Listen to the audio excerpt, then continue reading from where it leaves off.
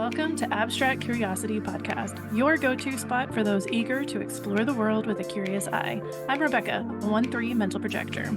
I'm Michelle, a 4-1 emotional generator. Come join us because life is an adventure and sometimes we just need a funky new roadmap to navigate our way through this wild world. Welcome. Hi, friends. Welcome to a very special episode of Abstract Curiosity. My name is Rebeka. I'm here with my co-host, Michelle. Hey, Michelle. Hey. And we have an amazing guest all the way from Germany who's going to share some shamanic wisdom and amazing love with us. Welcome, Myriam. Hi. I'm so glad. Thank you so much for being here. We are so excited.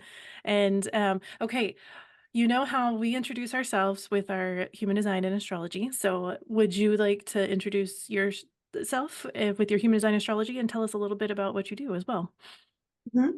So I'm a 3-5 mental projector, Sun in Aries, Moon Aquarius, and Sagittarius rising.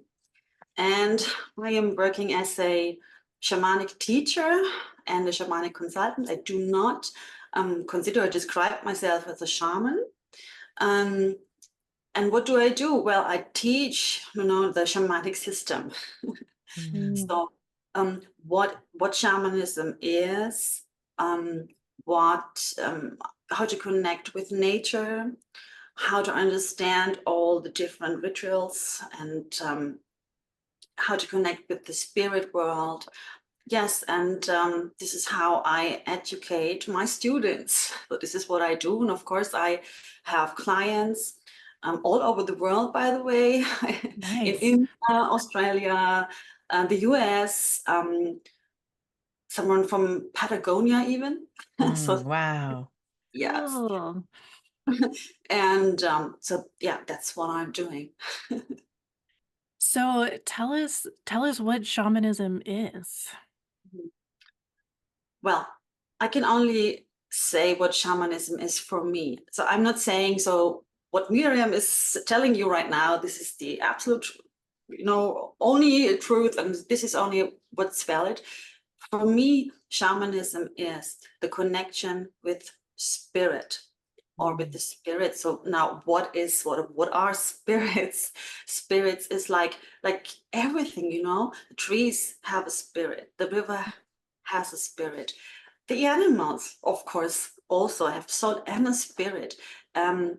Past ones can be spirits too, ascended masters, all of that are together are spirits, and they would like to guide us and help us. And that can mean something simple as the first animal you see in the morning when you step out of your house.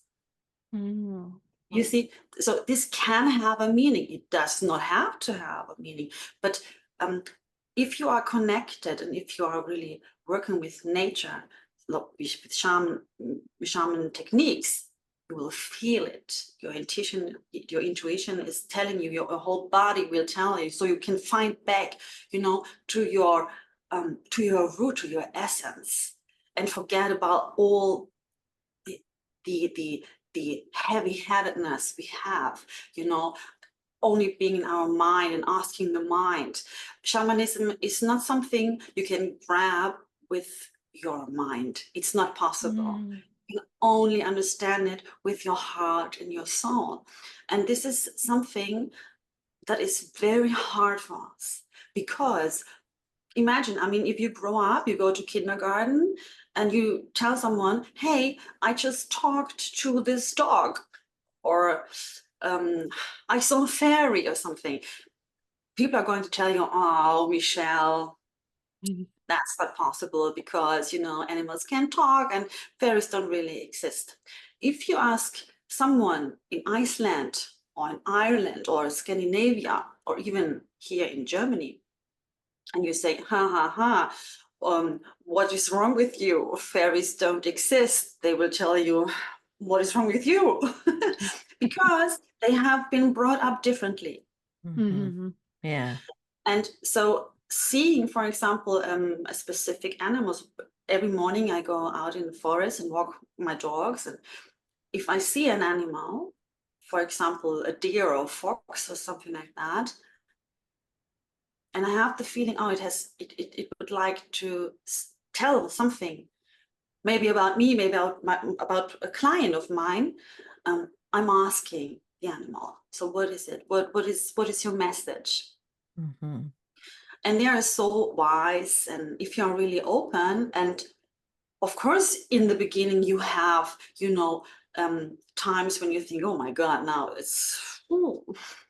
I'm I'm starting to become a little bit crazy, maybe, but it's only the mind. It's only what we have been taught, what is real. And but can we really say or tell what is real?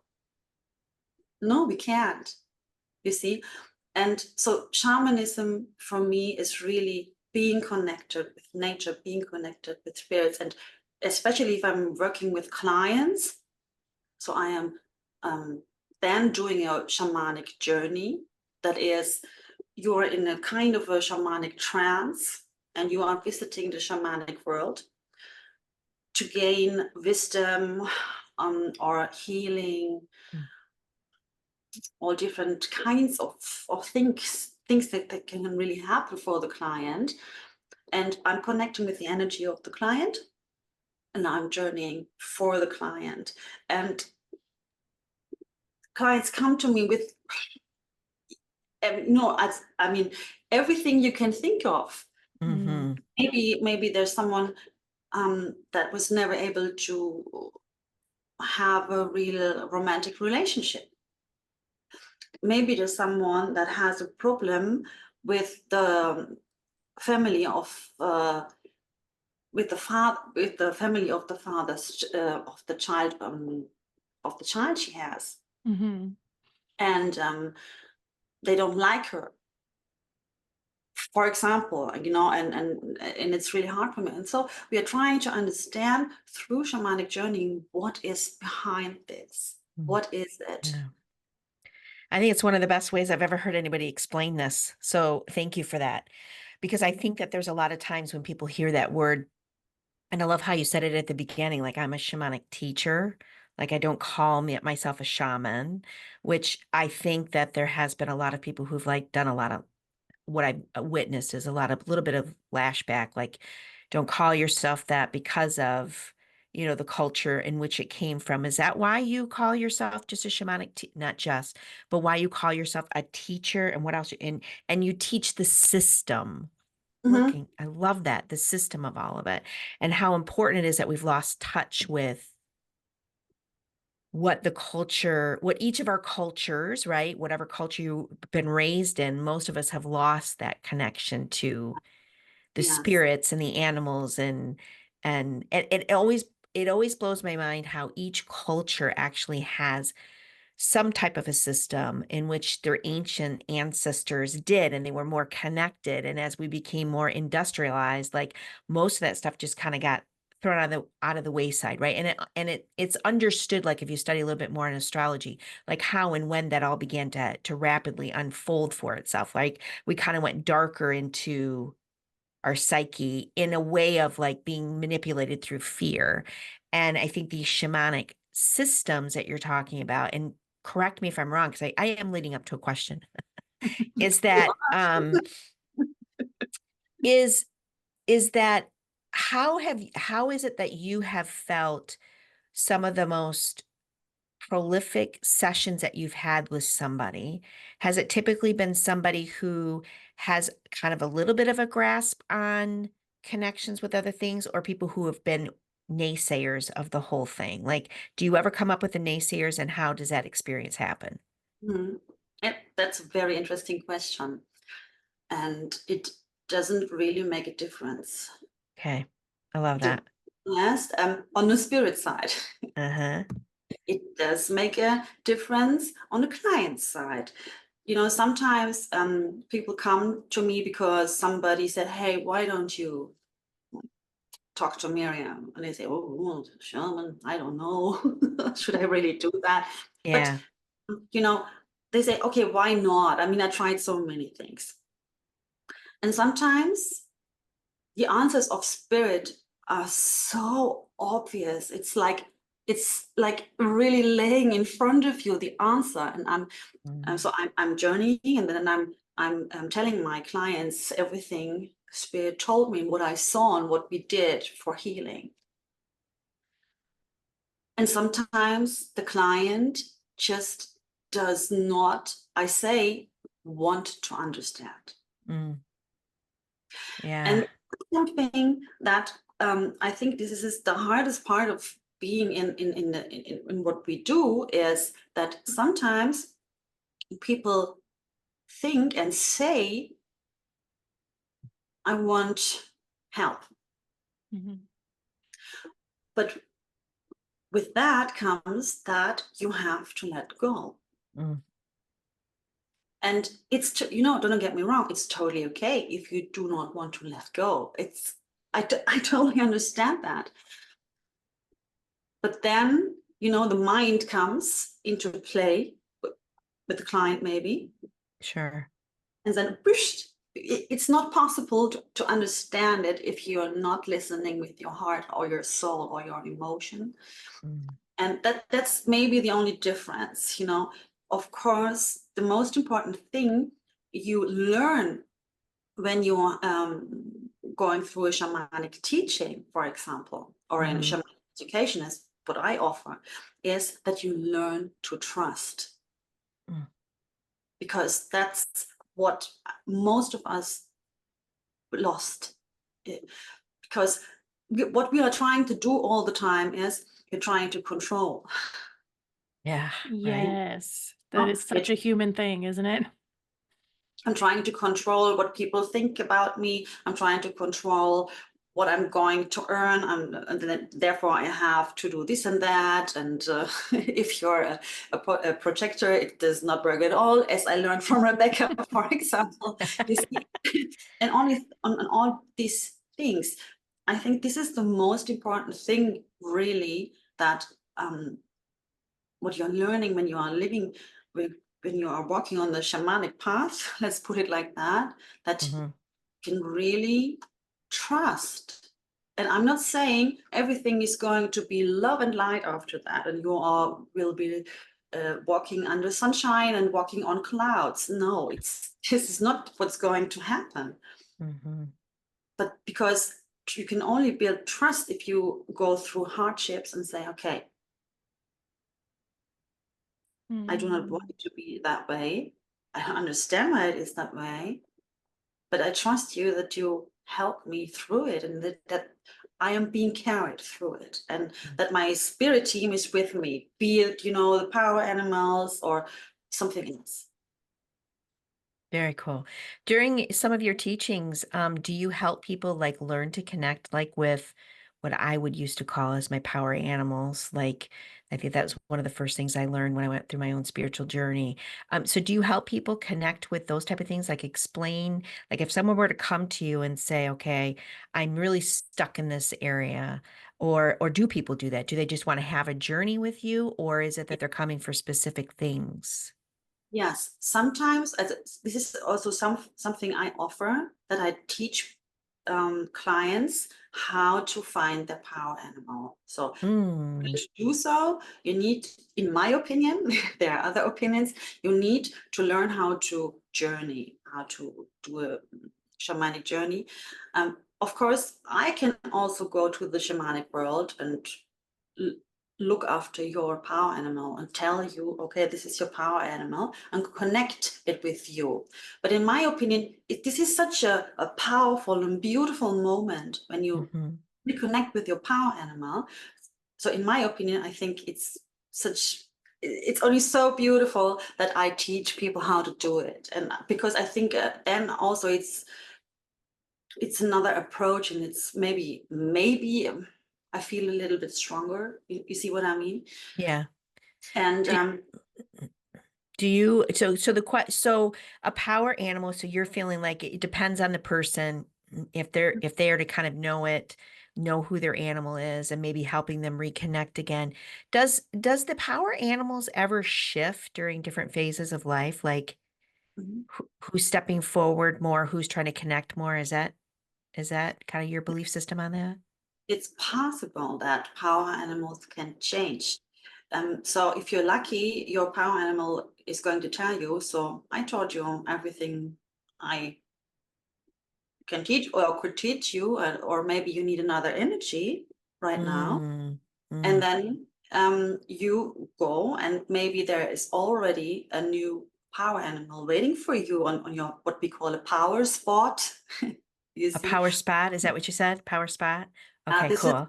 like the, if you, it's kind of the airport, you know, when you start the journeying, and Yeah. also, it's also a place or a spot in the shamanic world, where you, yeah, you can just rest or dance a little bit. You see what I mean? Yeah. And or sometimes the power animal just goes. It's just not there anymore, and then you have to look for a new one. Because, but it's not correct to say you have to look for a new one, because in reality, the power animal picks you. Mm, You are only in that moment. You're only deciding that you want to find it. yeah. Yeah. Yeah. Truly. For example, the power animal, um, it brings you energy, and it brings you above all protection, and is your navigator through the shamanic world. Because the shamanic Mm, world, I mean, people have been trying to map it, and which is really interesting. If you journey through the shamanic world, everybody, no matter where you come from, will find the same places. Really? Isn't that insane? So yeah. explain that to me. So I'm always so fascinated. How is that even possible? Mm, So, and what we call also the shamanic world is the non-ordinary world. mm, Okay. So, but who can say that the non-ordinary world isn't there just as this ordinary world, just we're sitting here, and only that, because we're not seeing it, because maybe it has another frequency or something, doesn't mean it's not there. right. It's like the dream world, right? Sometimes they say any of these things that we go into our imagination, especially in the dream world, like it is that the real world? And is this the illusion that we're living in, right? Like, that's the big philosophical question that we're always playing in, right? Like I think it's real wherever you're at in that moment. So if you're in the dream world, that's real. And when I come back into this dimension, it's real. So, but you're right. I think a lot of people really struggle with that. One last question about the animals, because I think this is really important. I think that the listeners will, um, a lot of listeners who listen to this type of podcast, right, they may understand power animals. But if you could give somebody a tip on how they could discover who their power animal is there something that you could guide them or give them right now in the moment that they could start to play with? What I can say is that I read that many websites or books even suggest that you should think about with which animal you feel most connected, or Mm, which animal you like the most. But in my own experience, it has nothing to do with that. Because I ah, thought, because I'm a big dog lover, I thought it has to be a wolf. I was convinced. Oh Mm. yeah, I don't even have to look for my power. I told my teacher, I don't have to look for it, because I already know it's a wolf. I know. And then she told me, well, I mean, if you already know it's a wolf, you can look for it, right? Yeah, you're right. And it was an eagle and a falcon. So I had, mm, you see what I mean? So in my opinion, and I'm not saying this is the only way you can do it, but in my opinion, it is through a shamanic journey. Or you ask somebody who does a shamanic consulting, or a shaman, to do it for you. mm. So these, in my opinion, are the two ways Okay, to very find it. cool. You're absolutely right, because that's exactly how I did it. Like, what was the animal I was most connected with? So I've I've connected with that one, and it's still pretty. I had two pop through. One I did in that, and one I did in a meditation, which I don't know would be considered shamanic or not, but somebody led us down this pathway of something. So yeah, I think that's interesting. I love that. That it could Mhm. be something different than what you just love. It could be a different animal, a different energy that you'll Yes. discover during your journey. Okay, very cool. I think, in my opinion, I think the most important thing is that you are calling in the spirits, that you are in a sacred space, because everything you do, if you are doing a shamanic journey, a shamanic ritual, or you're doing the power animal dance, for example, it's important to call in the spirits, because everything you do without the spirits, it's nice, but it has Mm, nothing to do really. You see what I mean with yeah, shaman, then, because it's all about the connection with spirits. very cool. That makes sense. Hmm. Uh, And okay, I had a question when you were talking before about letting go. It's mhm, interesting that that came up because we were actually talking about that before this episode in the card that you pulled. But I was curious because it totally makes sense that to move forward, essentially, you have to let go of your attachment to the past, your attachment to your stories of the past, like whatever it is. But what if somebody just feels really stuck? Like they genuinely are like, I want to let go of this, but I don't know how. Like I feel like it's just stuck to me. Does that make sense? Because I feel like that happened to me when I'm healing from my divorce. Like it came to this point where I was like, I'm so bored of being sad Mm. about this, but I don't know how to not miss him. It is just it felt like it took forever. Is there something happening there? yes. Um, well, so there are so many ways. um, well, for example, it could be something that is in your ancestor lineage.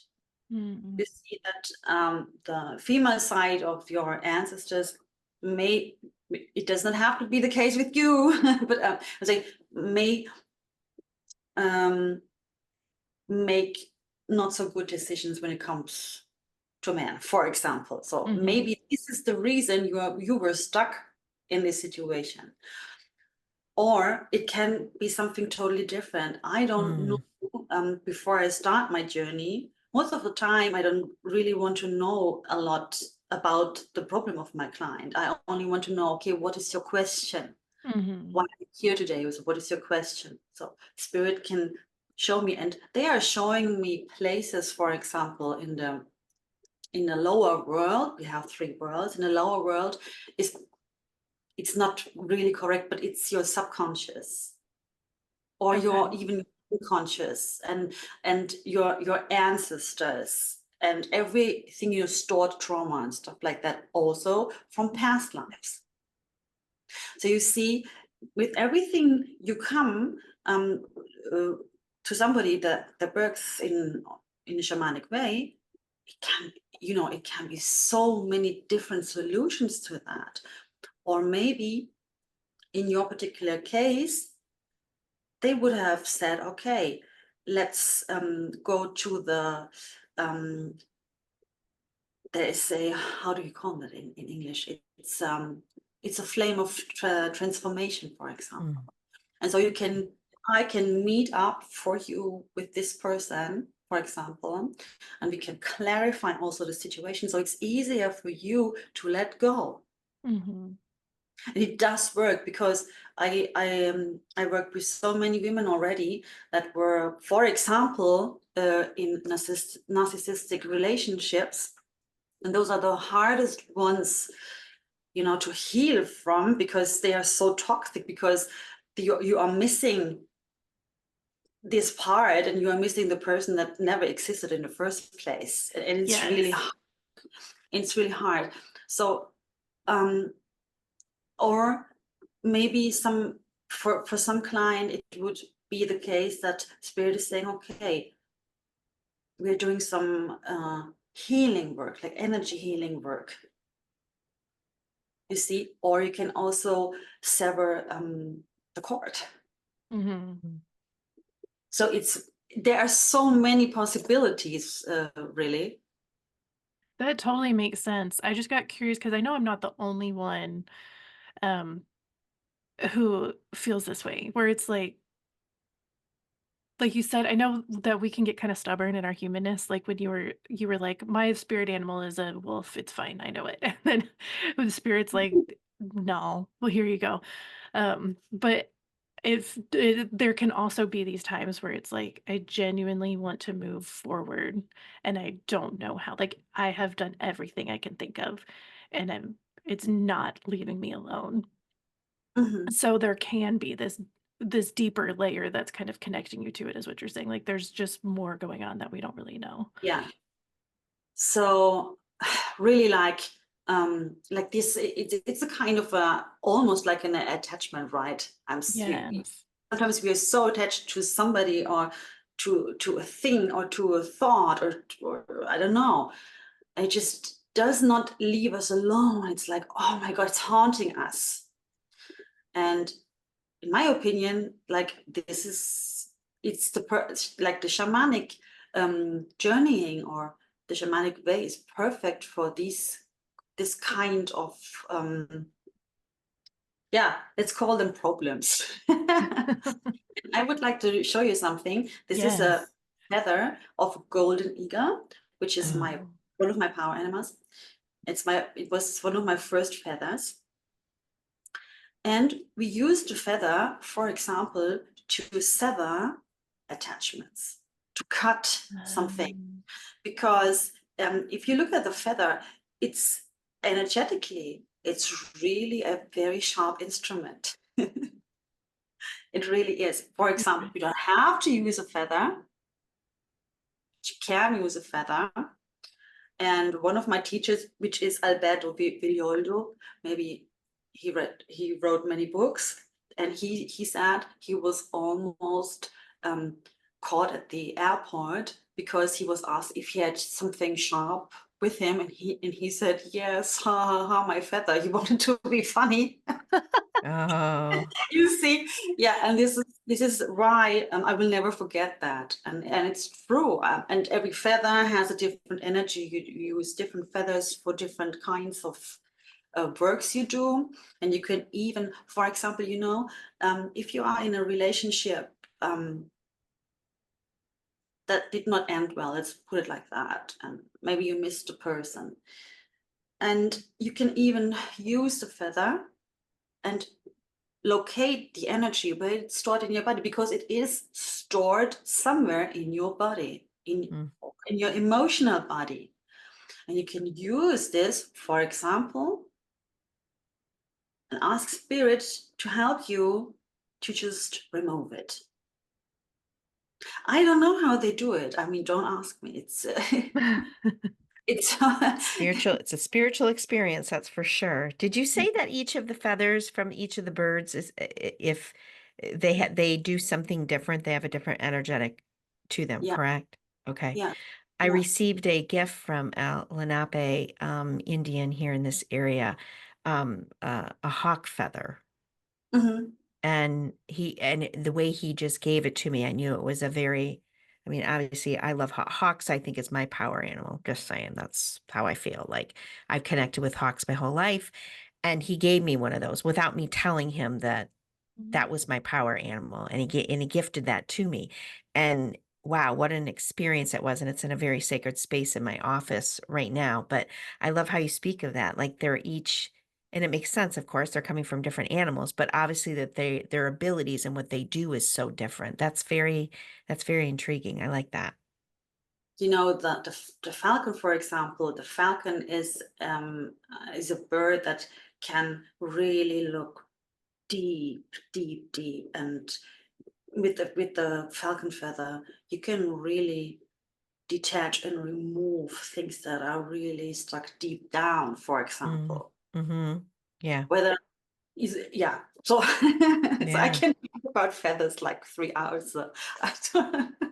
Tell me a little bit about the hawk energy then. The hawk. feather? Um, so the hawk is helping. Well, okay, this is a little bit dark maybe right now, but hawks typically help hunt down demons, for example, like Yeah. you Yeah. know, negative energy. For example, the hawk is very fast. So I think this is also something that matches your energy very good, you know, because you are such a fast thinker all the time. Yeah. Mm-hmm. But Mm-hmm. you know what's most important? Of course, they are people wrote down, okay, the energy of the falcon feather is this and of the eagle feather is this. But you know what's more important? Take your feather and put it here on your heart Okay. and listen to it, what it tells you. Say, you Mm-hmm. can ask it, why did you come to me? Because it's, I think, and this is for me, the most important thing I want my students to learn is, hey, you have to ask, how is it for you? You know, because there are so many books out there, and if I did what is written in these books, I couldn't do anything anymore, because in this book it said, no, you can never take an owl feather to do anything because then it's this and that. You see what I mean? Oh, Or yeah.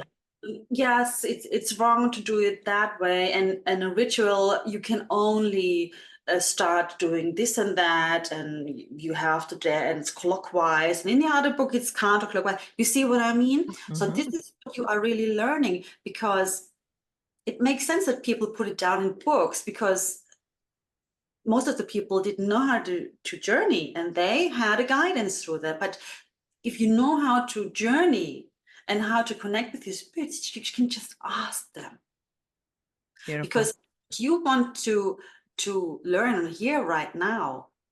You know, when it comes to the falcon feather, I'm not able to tell you. The feather is able to tell you what you need to know. Oh my gosh, I can't Love wait to it. hear. I know she's gonna do this as soon as she can. I think you're gonna message me and tell me all about it. Of course I will. You do it, you can do it really with anything. A Mhm. very simple thing is, everybody can do it, is the stone oracle. What's For that? example, if you have a question, go outside and go for a walk with really the intention to find a stone that has the answer for this question. I know it Mm. sounds totally blue, No, it doesn't. but it works. It works. And so really keep in mind this intention. Suddenly, maybe after 5 minutes, maybe after an hour, you will find a stone, a little rock, a big one maybe, and you will just know, oh, this is the rock or the little stone I was looking for. And before you take it, you ask the stone, of course, hey, is it okay if I take it with me, or do you want to stay here? I'm looking for an Yeah. answer. Yeah. Most of the times, stones really like to come with you. They like to Yeah, travel. yes. And Yeah. then if you are at home, you look, I have a little black tourmaline here, for example. Let's take this Mm. as example. You look at every side of the little rock. Exactly. Write down what you see. Oh, I see there's a crack. Oh, I see there is a face, for example, or everything you see, write it down. You will see so many things. It's really phenomenal sometimes. You can even test, does it have a solid stand? Does it stand on its own? So just be creative, and then ask your question again. And I Yeah. will tell you, you will understand and you will know the answer. You will know what to do. I love that because there's a lot of people, that we all buy, like I buy crystals a lot, right? And people are always saying, well, what is the meaning of this crystal? And what's the meaning of that? And always the guided answer is hold it yourself and allow it to speak to you and to resonate with you. But I think it's so interesting. You're talking about the details. I was on a call yesterday. I have a beautiful piece of kyanite. And as the person was talking, I was literally holding, because we weren't on Zoom, it was just a phone call. And I was looking at that kyanite with such detail, like I'd never looked at it before. Again, and I think I love the synchronicity of how you're saying, take whatever and look at the details and allow that creativity, allow the answers to come through you. And I find that, and here's a question: do you find that people really have a hard time taking what they get and owning the answer that they get? Do you come up against that with your clients when you're doing it, or are they in a state more of? I just find that there's always a diversity in, like, if a person has a lot of logical circuitry, is what I've seen in human design.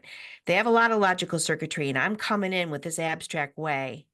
They're the people that are like tipping their head, like, I think you're crazy. But if I explain it to them in a really logical way, like, do you see this and how this and this and this? Then all of a sudden they can open up a little bit more and they're like, oh, well, I could kind of see how looking at a rock could speak to me. Because I realize how, like you were saying, it sounds crazy, but how much we forget that crystals and rocks and animals and critters and everything, it's a living energy. It And is. energy never dies. It just mutates into something different. So how you want to play within energy really begins. And I love it, because in your what I feel like you're saying with your whole shamanic teaching in the system is being mindful, being a little bit more in tune to what's around you, hear the whispers of the trees and the air and the water, and that you could go into any area and you'll find your answer Yes. because Yes. it's in everything. But Mhm. whatever leads you to today, it's going to be the air that speaks to me. I remember reading a book about a woman literally studied air, wind for years. She was so focused, and how she can hear the answers through the wind. And I was like, you want to talk about that's so ether. Like, that's, to me, that Wow. was the one that shook me to my core. I'm like, oh, I just don't know that I can go. That takes a lot of depth and I don't know, practice. There's a better word for it. But so I'm feeling like some of what you're teaching people is to, like, really, whatever you're gravitated towards, whatever the question is, have the question in mind and then allow it to speak through you through whatever it is that you're connected to earthbound wise. Is that a Yes. little bit of it? Just ask spirits to help you and guide you. So this Mm, is the most important part, really. It does not really have to be a stone. It's only so easy because I mean everybody knows how to do it. I mean, you can, yeah, for example, you can also, if you have a tree you like very much, or if you feel drawn to a tree outside, yeah. why don't you just, lean on a tree and put your forehead on the tree and just wait with what is happening. It does not have to be immediately, it's not something you can order on Amazon and then it's here. Wouldn't that be nice? Yeah. Mm, Down, you see what I mean? And attune to the energy of the tree, for example. mhm. And I know hugging a tree sounds always a little bit off and a little bit woo, but it's really not. The trees are so wise, and also if you're having a hard time sometimes, it's so good. The trees take so much from you. And did you know, if you ask a tree, if you're standing besides a branch of a tree, and if you're asking the tree, hey, can you touch me? Can you Stop it. I Stop it.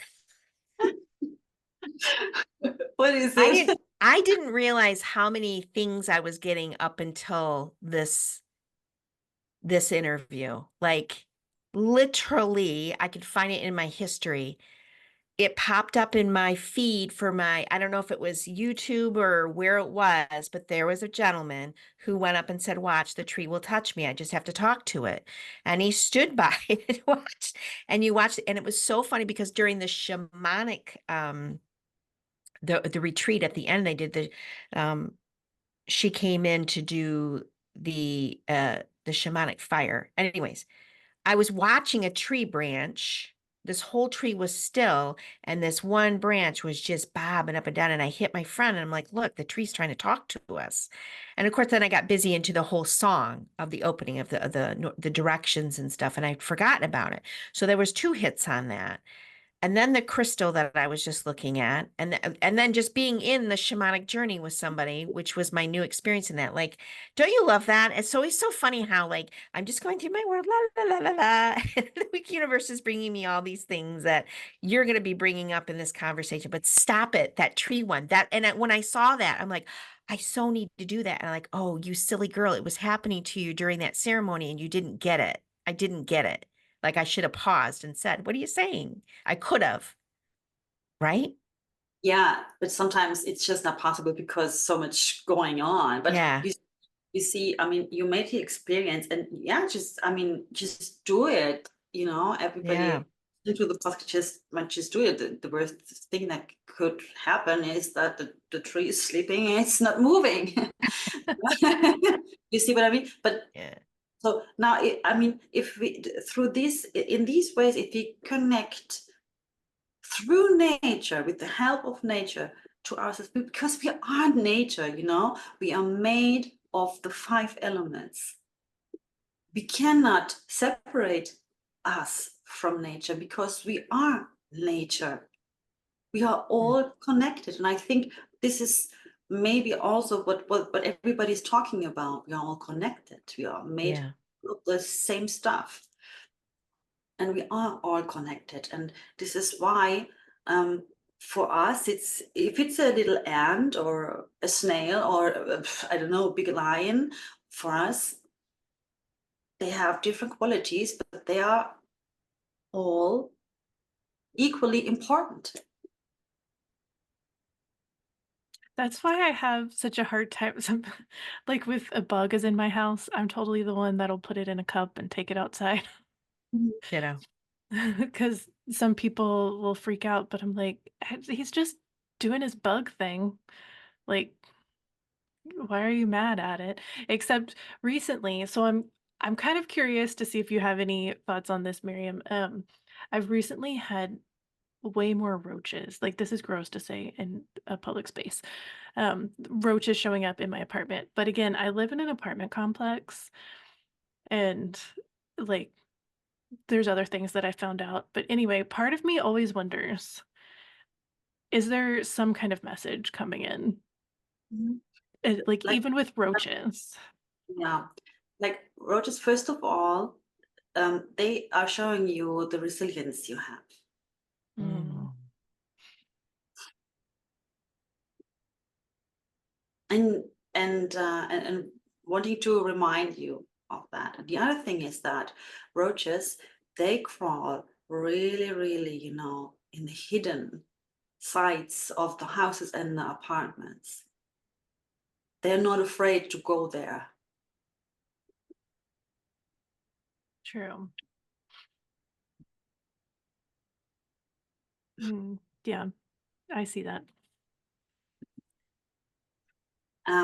Michelle, in the beginning, you mentioned, that all over the world there is this, let's say, shamanic tradition. So I think I would like to point out that the shamanic journeying or the shamanic tradition does not come only from one place, because many people associate it with the, let's say, South America. It's Yeah. Yeah. really not. It's very well known, yes, Mm. but in every part of the world, it doesn't matter if it's like, I don't know, Alaska or Australia or Africa or I don't know, Japan, Right. Africa, everywhere on this planet, there's evidence that they knew how to journey in a shamanic way. 3,000 years ago already, shamans knew how it looked like on the Mars. Mm-hmm. They described it. And in the caves, you see all these paintings. And it's not that they were, let me draw this fox because I was so impressed of the fox or the deer or something. That was not, in my opinion, not the case. But it was because the shaman, what he did is he worked together with his spirit team to ensure that the tribe was being secured and that they had food. That, for example, when they were chasing deer, that they were successful. He also did healing work, but also what he did is called a psychopomp. He was accompanying the souls so from the people that just died. He helped them to go over. Right, right. So what you see in the caves is like these paintings is, if you want, it's like a little vision board of the shaman. He was Right. like, hey, look, this is what we need. We need 5 deer. I don't know. You see, Oh. we have this evidence, and it does not matter where you come from. Everybody has a shamanic tradition, and of course, here in Germany, we have other or different animals than in South America. But this is really the only difference. Everybody, does not matter where you come from, the shaman is going to connect with spirit, invite spirits, and is going to journey. Right. To gain the answer, to attain healing for the client or for the group or for the tribe, or whatever it is. And there are many different types of shamans, if you want, Some really work with people, with clients. Some only work with animals. Right. Some are really here to help nature, to heal nature, to help nature. So there is so this is why it's so important that everybody that feels, the first question I always ask if somebody is applying for my program is, so I'm always talking to them before I accept someone, because I think it's important to understand if it's matching. And I asked, so why is it that you want to do something crazy like that? Right, right. Like studies. And the answer 99% of the time is, I don't know. And that's the correct answer, really. You don't know. It's just like for me, I had no idea what shamanism is. What I had in my mind was like, oh, shamanism, this is something maybe also a little bit dark and sinister, and there's someone sitting in a tent with some fur around him, and you see, I had totally. I thought, okay, I don't know why I want to do it, why I want to learn about it. I just knew I had to do it. Yeah, those are usually the best indicators when we want to do something with nothing attached to the outcome of it. It's usually a good sign to like, yep, there you go for it. Go try it because there's something new. There's a new journey for you. That's awesome. This has Yeah. been an awesome discussion. Yes. Yeah. So so you do a school, you teach, and you also take people on journeys. Is that what you offer? I Okay. offer one-on-one, let's call it consulting, shamanic consulting. Okay. Very cool. Very cool. And so I journey for clients, it's one-on-one, and it doesn't matter where you are. It's the same, and it's energy. I have like 90% of the appointments I have are via Zoom. Okay. So if somebody is curious now, they've listened to this, they're curious to work with you, where can they find you? They could find me on my website. I think the easiest thing would be just write me an email. Maybe we can link it. I'm also Yeah. on Instagram, but I'm not a social media pro. I'm a shamanic consultant. You can find me on Instagram under Federleicht. It's a German word. But yeah, so just We'll get the Eh, details. Yeah. yes. Very Yes. cool. Thank you so much, Miriam. There's so much amazingness that you shared. Like, it really got me thinking about a variety of things. And I always really appreciate talking to you. You just bring this depth of wisdom with you, like within your words. So thank you for sharing your energy and your wisdom with us today. Yeah, we appreciate it. Thank you so much. thank you so much for this amazing hour with you. I really enjoyed it, and I hope you learned a little bit about shamanism. That shamanism is nothing, to be scared of, or ooh. It's fun. It's Yeah. connecting Okay. to nature and itself.